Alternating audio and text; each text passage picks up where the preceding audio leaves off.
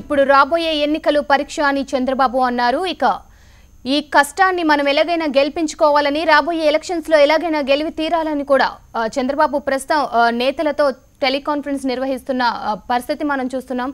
మొత్తానికి April 11న elections రానుండడంతో ఇప్పుడు ప్రతి ఒక్కరు కూడా కష్టపడాలని కూడా చెప్పారు. అలాగే ఎన్నికలను ముందే నిర్వహించడం టీడీపీకి కలిసొచ్చే అవకాశం అని కూడా చంద్రబాబు చెప్పడం జరిగింది. దాదాపు 25 ఎంపీ స్థానాల పరిధిలో సమీక్షను కూడా వాళ్ళు పూర్తి చేశారన్నట్లు చెప్తున్నారు.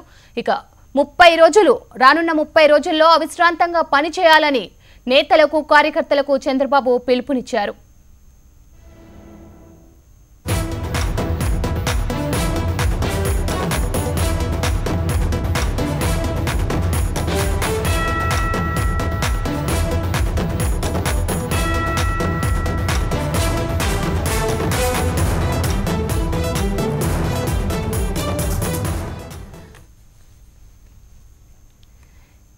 ఇక ఏప్రిల్ 11న ఏపీలో ఎలక్షన్స్ జరగబోతున్నాయి. దీనికి సంబంధించి చంద్రబాబు టెలికాన్ఫరెన్స్ నిర్వహించారు. దీంట్లో చంద్రబాబు మాట్లాడుతూ 5 ఏళ్ల కష్టానికి ఏప్రిల్ 11న పరీక్ష ఉంటుంది. దానికి మనం ప్రిపేర్ అవ్వాలి.